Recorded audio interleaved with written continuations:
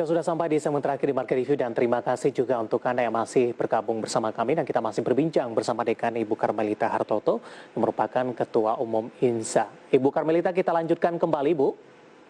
Baik. Ya, tadi sudah Anda jelaskan ini bagaimana dampak dari cuaca ekstrim terhadap industri pelayaran, kemudian juga dampak pandemi terhadap industri pelayaran memang tekanan cukup berat yang seperti yang sudah Anda jelaskan tadi. Kemudian untuk permasalahan lain, Ibu Karmelita, beberapa waktu yang lalu ini terkait juga dengan industri logistik ini sempat direpotkan dengan kelangkaan kontainer. Ini bagaimana industri pelayaran menanggapi kondisi ini, Bu? Kami di INSA sudah beberapa kali melakukan rapat dengan pemerintah terkait hal ini. Kelangkaan kontainer kosong untuk ekspor karena efek bola salju ya dari kekurangan arus barang sebagai dampak. Ini membuat international shipping operator mengurangi space-nya. Ya, jadi beberapa negara juga lakukan lockdown di saat pandemi sehingga terjadi kongesti dan pengembalian kontainer kosong menjadi terlambat juga gitu. Nah, saat ekonomi Tiongkok mulai bangkit lagi, membuat permintaan akan space dan kontainer jadi meningkat gitu. Jadi maka terjadilah demand yang tinggi dan freight juga meningkat tentunya. Hal yang sama juga terjadi pada kebutuhan kontainer untuk kegiatan ekspor kita. Ya, kalau Mas juga mungkin dengar bahwa kita kekurangan kontainer, apalagi volume impor kita juga akan berkurang selama pandemik ini. Selain dari ongkos angkut ekspor berlipat ganda sebagai dampak blank sailing yang dilakukan global operator di saat awal pandemi, dan terjadilah selektif pada muatan-muatan yang long haul. Jadi kami juga sudah memberikan masukan kepada pemerintah akan memberikan insentif lah dalam biaya dan pengurusan repo kontainer yang kosong agar operator pelayaran internasional dapat merepo kontainer kosongnya balik ke Indonesia. Nah, namun hal serupa tidak terjadi pada pelayaran nasional untuk muatan dalam negeri karena distribusi muatan dalam negeri itu kita lakukan oleh pelayaran nasional sendiri dengan kontainer yang dimiliki oleh pelayaran nasional sendiri. Baik, ini lebih ke arah untuk tujuan ekspor begitu, Bu? Baik, iya. Ekspor dan impor dalam hal ini? Betul.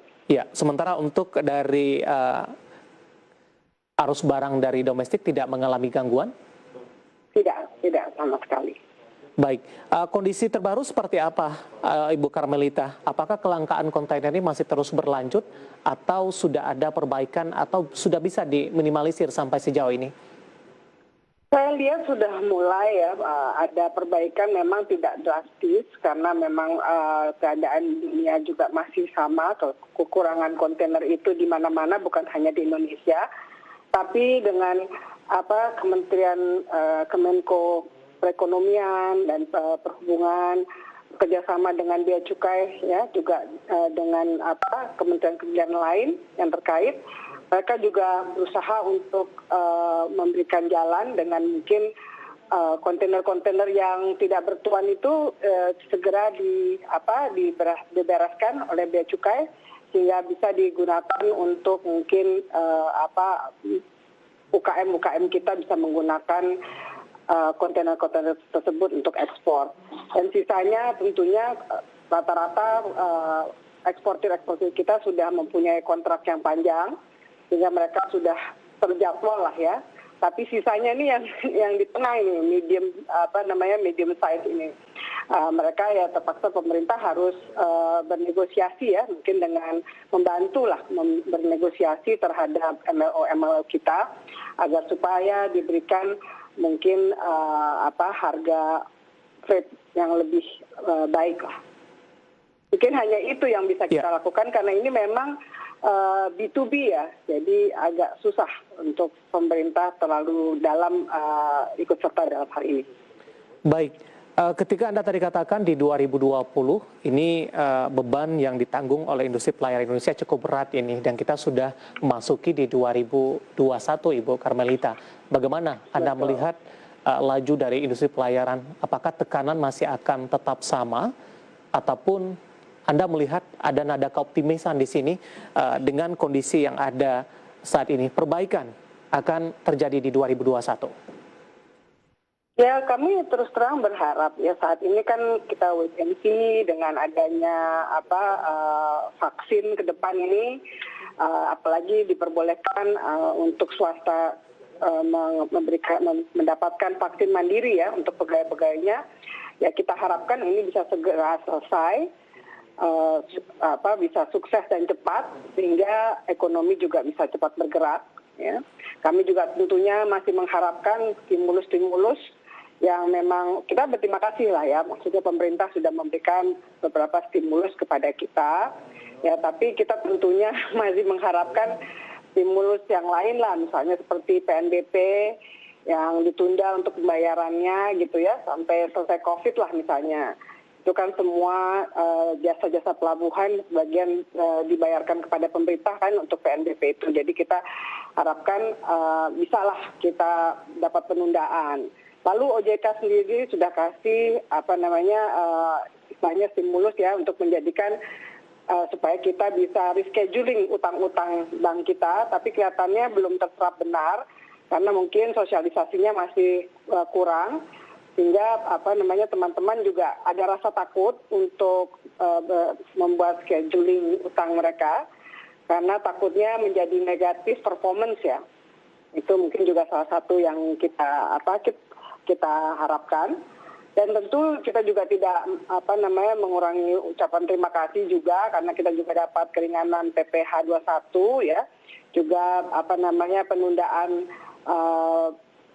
bayaran biaya keringan dari pelabuhan ya dengan payment yang 15 hari dan juga FIPAM penemukan sampai 5 hari ya.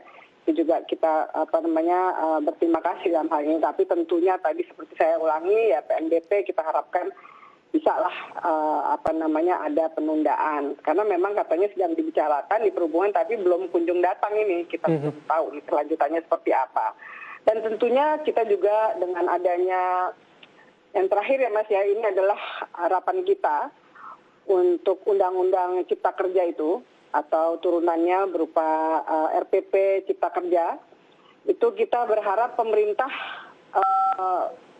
berpihak lah pada perusahaan pelayaran yang memang menjadi lokomotif dari segala penunjangnya ya.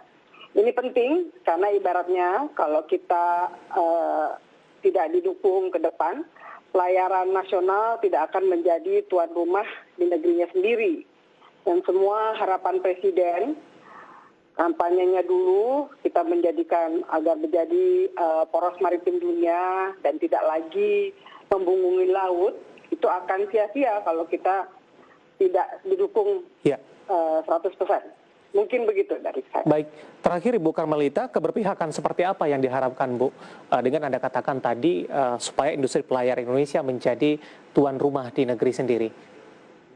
Ya, kami harap apa yang kita diskusikan dalam hal RPP ini Cipta Kerja ya didengar, benar-benar didengar, dan kita kan belum tahu nih ya hasil daripada RPP ini seperti apa gitu. Tapi paling enggak saya berharap kami ya dari organisasi berharap ini benar-benar berpihak kepada investor gitu kan. Karena kita adalah investor atau owner dari usaha tersebut.